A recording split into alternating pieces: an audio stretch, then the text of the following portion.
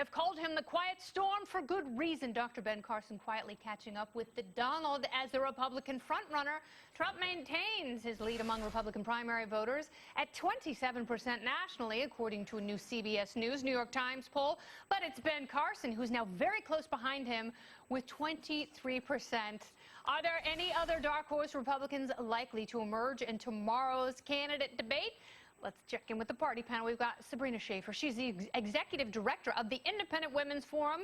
She's joined tonight by comedian Sherrod Small. He hosts... Which camera's mine? Doesn't matter, Stevie. Race Wars live every Wednesday on Sirius XM. He can feel the heat.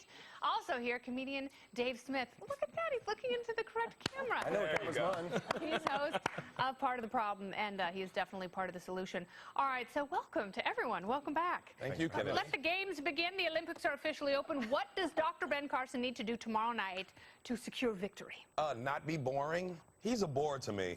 I know he's black, so you assume I'm going to vote for him. But, well, I just assumed. But he's, I mean, compared to the black dude we just had, he's like the, you know, the Carlton to the Will Smith that Obama was. Yeah, but no one does the Fresh Prince dance. Everyone still does the Carlton. There's something about Ben Carson. What's the paychecks look like? That is contagious. I mean, white people seem to be comfortable around him. I'll give him that. He's a surgeon, he's a doctor, so white people like this. We can trust him, right? But remember what happened with Dr. Huxtable? Oh, yeah. Well, actually, I don't remember what happened with Dr. Huxtable because I took a couple of Advil. Next thing I know. All right, Sabrina, let's talk about Carely Fiorna because I think this is going to be one of the most important dynamics of the night is how Trump and Carly tackle one another. Yeah, and Carely Fiorna is a little bit like a really good tennis player, right? It's slow and steady. She just keeps hitting them one after another, and she's waiting. She doesn't grunt yet, but maybe tomorrow night we will hear it, you know, loud and clear. Yeah. But the thing I'm waiting for with Carly is that she's ready to take on all of the progressive economic agenda that none of the other candidates up there are ready to talk about. From, as we were talking about earlier, the wage gap and paid leave mandates, all of those workplace initiatives, those are things that Carly can own, and I like to see her talk about them. She can own it without being an economic populist, hopefully. Yes. And she'll actually make sense. What are the odds that every single person on that stage, because it's at the Ronald Reagan Library, a beautiful place in Simi Valley, California that I've been to and adore, but how many of them are going to try and convince everyone that they are Ronald Reagan incarnate? Well, that's been the standard for every Republican running ever. But how much more intense will it be tomorrow night? I don't know if that's going to be more intense. There's a weird thing going on, right, where everyone's saying it's Carson, Trump, and Carly Fiorna because they've had no inside experience. I'm surprised if there's such an impulse to want to support the outsiders. I'm surprised like Cruz and Rand Paul are doing so bad in the polls. I think we're going to see less of that Reagan stuff than usual because that's kind of the establishment, the history of the Republicans, they seem to be trying to separate from that. No, I don't think so. They're going to stay close to Reagan. I think everybody's going to give a story about when they remembered Reagan to start off the thing. And how he was the ultimate outsider. Yes. He was a Democrat. He was a guy from Hollywood that no one took seriously. Actor of all things. And Trump is going to pounce on that narrative. Who should drop out? Who should drop out? Everybody who's not Trump. I think Ben Carson should stay in. I want to hear more about what he's got to say about things, like in particular, like maybe like, I don't know, immigration. I don't really know what his stance is. Foreign policy, pretty weak on. Who knows? He might not know the life outside the hospital. I got to get to know him. Maybe he'll wear scrubs. Maybe. Because everyone loves a doctor in scrubs. They get 4 years of ER.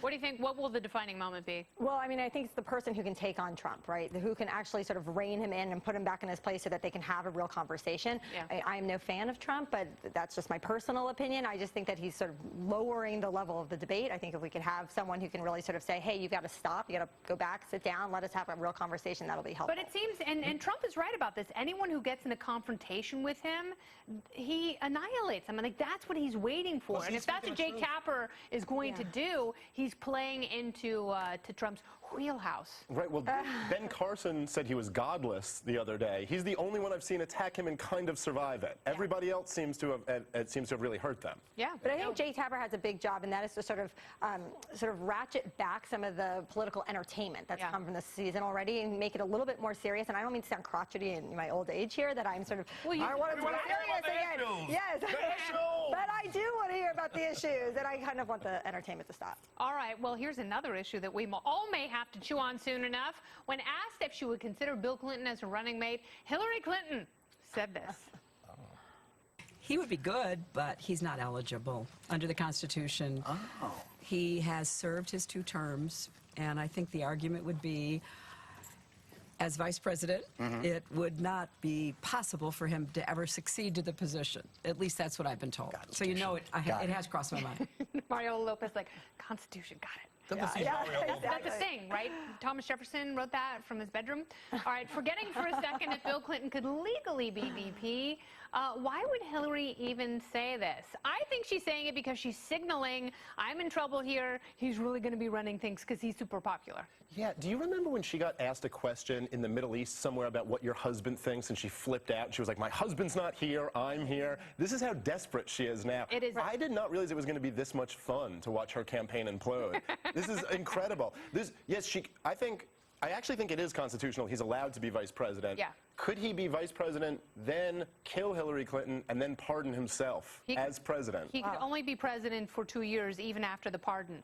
Yeah. What is she saying here? Yeah, I was wondering if we're waiting for the moment where she said, look, he's in the kitchen, he's baking brownies, and he's bringing them to the, to the newborns, like, daycare at the center or whatever. Yeah, no, I think that this might be sort of like a reversal of gender roles and trying to actually elevate herself as she's dropping in the polls with women by, what, 20 points? Yeah, she looks desperate right now. I would say Hillary never looked more desperate. Yeah, For one thing, he's getting interviewed by A.C. Slater from Saved by the Bell. Did anybody address that? And he's like, yep, Constitution, Was Screech not available?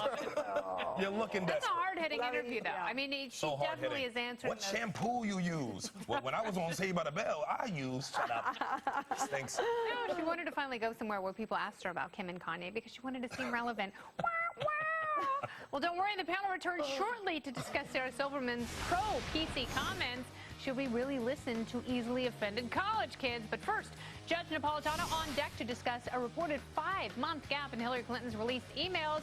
What happened? And I'll also ask Judge that question about Bill becoming VP. Is it legal? Stay right here. One of the greatest musical marriages of all time. That's the Q-Tip with the Beastie Boys. Yeah. Amen. Welcome back. Glad to have you. Comedian Sarah Silverman has been famous for her edgy comedy and very not PC in the past. But lately, she seemed to cozy up to political correctness. Everyone's going to be offended by something, so you can't just decide on your material based on not offending anyone. But I do think it's important as a comedian, as a human, to change with the times, to change with new information. I don't know about that, Sarah. I'm very dubious of your claims. Should comedians bend PC college campuses? Our panel is back. We've got Sabrina Schaeffer, Sherrod Small, and Dave Smith. Sherrod and Dave, I'm going to start with you, then I'll get to Sabrina. So she's saying that you kind of have to change, evolve, and become more PC, whereas Colin Quinn, Jerry Seinfeld, Chris Rock, and a bunch of other comics say they don't even play colleges anymore because they're too PC, and they don't even have to deal with worrying about offending someone. Is she on the wrong side of history, or are they? First of all, comedy and college comedy is 2 different things. Okay. First. Second of all, I will not discuss comedy business in front of civilians. Me and Dave will talk about this with other comedians at our meeting next week on Wednesday. Our meetings, Very good. not in front of civilians. You don't need to know. It's like a magician showing his magic tricks, his secrets. Do you still play colleges? I play colleges if the money's right. Yeah. The money got to be right. And but I just say what I want. They'll know going in that I'm going to say what I want to say. Okay, but you are in the minority. Well, and you're also one of the few comics who's willing to say outrageous I'm in the jokes minority. Thanks for recognizing that. What gave it away, Kennedy? It was the leathery jacket. All right, so what's the difference between watering down your material and evolving? I don't know. I mean, well, there's a big difference. And look, Sarah Silverman's a great comic, but I think it's embarrassing when she tries to jump on these liberal issues. She said in that interview, she said, college kids are almost always on the right side of history. That's what she said. You can only believe that if you've never read about history. She said you have to listen to the college-aged because they lead the revolution. They're pretty much always on the right side of history. Okay, well, have you ever studied any history where things went wrong? Because almost always, the group that she's talking about, 18 to 21-year-olds, are the militant arm for dictatorships. Always. When you have a big government, they always try to get that group of people to be way on board. Were the Hitler Youth on the right side of history? I don't understand where she's coming from. Jerry Seinfeld tells jokes about airplanes and peanuts and he's coming out saying, I can't even tell these jokes in college anymore. There's clearly a problem. You know, I want to, one of the quotes that you gave before the show I thought was really interesting. There's a fine line between adapting to the times and losing your soul. Has Sarah Silverman lost her soul? I think so. You know, when I heard that interview, I literally thought she was giving sort of tips to the GOP. Like, it is time to modernize, to start talking to women, things like that. Yeah. But then I realized she was actually talking about something funny. But I taught college students. I cannot imagine having to stand up and tell jokes in front of them. They are sort of universally self-righteous. The idea that we would now have to like back down and clean everything up so we don't, you know, offend their precious ears. Yeah. I mean, God, you wouldn't. But luckily, as a minority, they go like this: he has a right to say it. Right. But that's a very good point. Yeah, that's good for you, but Seinfeld says they throw around terms like racist, sexist, and prejudice. Yeah. They have no idea what those terms mean. My fear is that college age, you know, the young people like David here are so overly sensitive. They're never going to be funny. Let me tell you something about college. College kids are the dumbest. They're so coddled. They've never actually been through anything. Because they learning stuff, but they ain't have any world experience yet. Around. So they just using one. It's like a seesaw with one side deeper than the other. So they can't work all the stuff they learn. Will they ever be funny? In years, you got to go through some pain. They're never going to go through pain because they're completely coddled from the time they emerge from the womb until they die. They will go either through because of pain. helicopter parents or the socialist guys. They gotta come off the campus. indoctrination. And it's very dangerous that those same kids who have their safe spaces and their trigger warnings, now they're all falling in love with Bernie Sanders, who's coming into them saying, you should have healthcare for free, you should have education for free, and Mitt Romney will pay for all of it. And this is the message that they're getting on board with. Girls. I'm so glad you brought that up because I'm going to talk about that later in the show, how Bernie Sanders wants to spend trillions of your dollars. Good luck with that. Coming up next time, you go. All right. Hi. I'm so glad you're here. This weekend, actress Hellen Mirren, actor Hellen Mirren, weighed in on sexism and body language, saying in a Daily Mirror interview, "It annoys me when I see men with an arm slung around their girlfriend's shoulders. It's like ownership." Yeah, guys. My panel is back at Sabrina Schaeffer, Sherrod Small, and Dave Smith, sparkling, handsome, and gorgeous, each and every one of them. All right, so let us discuss. So Hellen Mirren doesn't want to see guys walking around with their arms around their ladies' necks, but I think it's sad if that doesn't happen. No, I mean, seriously, yes. First of all, the day that my husband stops, like, touching me, we are going to have a serious problem. We're going right to the Botox person. But, I mean, seriously, I mean, there is a reason women can't have it all. It is because they do not know what it is they want. Do you want men? Do you not want men? Do you want a career? Do you not want a career? Nothing is good enough. And I wish these actors and actresses would just do what they are good at and leave all of this for everyone else. I know, but I think she's being a little overly sensitive here. Now, I know that Hellen Mirren is a sexy beast, and I know that you have had a Hellen Mirren fetish for a long time. I'm on the record saying Hellen Mirren can get it. I'm on the record. And I think you're also on the record saying that you're willing to give it to her. Oh, I'll so give it to her. And so give it to her. Yeah. So if you and Hellen were dating, as you might someday, I mean, she might stumble into Fox. Would you put your arm around? I wouldn't. First of all, what am I, 16? I ain't walking around with a girl like that since sweet 16 parties. It's like Which either was hold last your week, hand or put my hand in your back pocket like this. Right. I'm with her. Both of you in the pocket. Home when you're roller skating. I love that. Wear my Letterman jacket. How else do you show ownership over your women?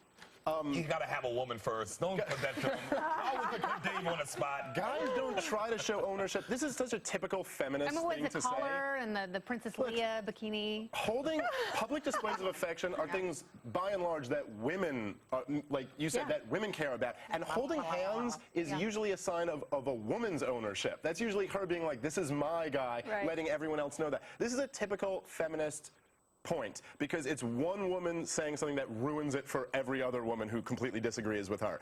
This is silly. That's Bring on the whistling and the cat calling and just be obnoxious. How else are you supposed to know if you're dressed appropriately? I know, exactly. I just want to know that there's still some youth and beauty I always in do there. like public displays of affection with my girl because she's Jewish and blonde, and it pisses people off, and that's what I live for. Yeah, no, I saw you actually lick the front of her face. right in front of a synagogue. Very well. I'm not gonna lie. I called the cops, but I was Rating quickly. Yeah. Officer, I'm not sure if I saw a crime. I don't know what happened. Happy Yasha Shana. Shanato. Okay. That's my life. Moving on. Why My wouldn't life. you? I can talk about my Good life. life, too. It's a good life, Sherrod. I can testify. All right, we've all heard about the 5-second rule that if your burrito hits linoleum, you've got 5 seconds to snatch it before hordes of bacteria set up shop. 5-second rule, the 5-second rule. 2, 3, 4, 5. A little floor space makes everything nice. Absolutely true. Well, a new study says it's not about your reflex time, but how much bacteria is on the floor in the first place. So, Dave, I have to ask you, if your peach dropped on a bum's bungus, would you still pick it up and eat it in 5 seconds? Oh, this is Oh, man, that was like a riddle or something. I don't know.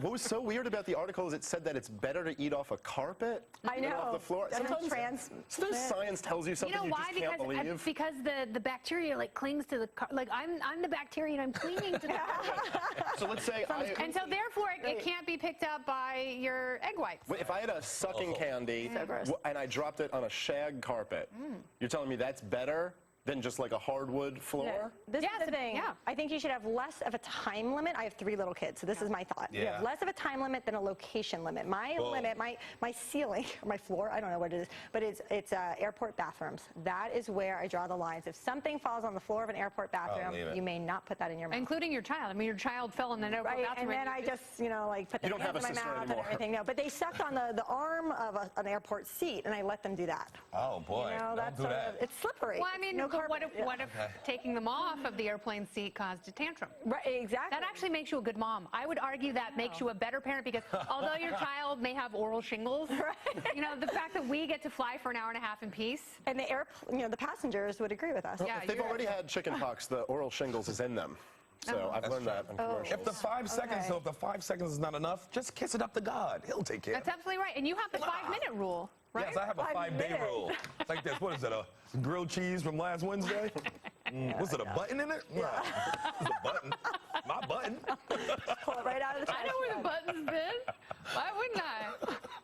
All right, well, during the Toronto International Film Festival, Matt Damon said Jason Bourne could absolutely beat Batman in a fight. Would the Dark Knight prevail or the amnesiac CIA agent? I think this is very interesting because I was thinking about it. Matt Damon's Jason Bourne could absolutely, without question, any day of the week and 3 times on Sunday, beat Ben Affleck's movie Batman. Ben Affleck's. But don't you say Batman. You know, like it's every Batman ever. Listen. What about Val Kilmer Batman? Val Kilmer, no, Val Kilmer would destroy Matt Damon's new hero that he just invented. You can't go after Look, first off, Matt Damon and Ben Affleck did not write Good Will Hunting, okay? They didn't. How did they write the most amazing movie ever, and then they've never been able to reproduce it once? So I think maybe he could beat up Ben Affleck, but they didn't write Good Will Hunting. Well, have you heard the Stone Roses' second album? Case closed. I say Matt Damon is a great friend for bringing up this stupid challenge to take the heat off of Ben Affleck and that nanny. He's like, my boy going through something. Hey, Batman and fictional characters. What he's going through is horrible casting because he never should have been cast as Batman. Stop it. He got a mask on half the movie. Why I don't care if he's plugging the nanny's bathtub. That's what they call it? Exactly right. That's a very. I'm just wondering why he didn't ask about a woman. I mean, why can't he go up against a woman? Where's Black Widow in all of this? I mean, well, there's a lot of women. good, Lex Luthor versus Donald Trump. Who wins? Ooh, that's a good, like, in a debate argument, I'd give it to Trump. Okay. In a net worth contest, still got to go Trump. Okay. But which Luthor, like Spacey, Kevin Spacey's Luthor, or Gene Hackman? No, Gene Hackman. No. All Gene Hackman. Yeah. Okay, then Gene Hackman's going to win. Okay. Yeah, and Trump doesn't look like he's really fit. I mean, He's got a man for that. Yeah. The guy's huge. Right. He's huge. He's got a trainer. He's got a guy who fights. He's huge. Right. Yeah. Trump would be a much better leader than his trainer, but his trainer is a really good person. He should be Lex who Luthor. loves Trump and he loves people who love Trump. All right, so another political matchup. What about Carly Fiorna versus Hillary Clinton? Oh, cat fight. Well, I just want to say I like both of their faces. Yeah, you do. Both have great faces. And you've always loved their personas as well. Well, yes, Carly Fiorna would destroy Hillary Clinton in any type of matchup. Any matchup, okay? She wasn't like the first lady. She actually ran a company. She's got an amazing story. She was like secretary to CEO. Hillary Clinton's story is we know her because after being a criminal defense attorney, she was married to a powerful guy. Yeah, and she can run the 40 in 5.4. You said she'll beat Hillary in anything, even watching a Murder, She Wrote marathon. I just love that you laughed your way through it. It was so funny coming out. It was tickling me coming out, just tickled me all the way out. And because I want to elevate the conversation, I think fashion-wise, Carly Fiorna will put it down every single time. She's got great clothing. And I want to thank the three of you fashion plates for being here tonight and elevating the game of all of Fox Business. Thank you. Stunning, charming, and amazing. And I have to say this, her dad, my favorite college professor. Really? Favorite of all time. The greatest college professor. Unbelievable man. And I want to pay tribute to him whenever I can. Well, shout out to Pops. That's right. Thanks. And a big what? All right. Coming up, if you add up everything Bernie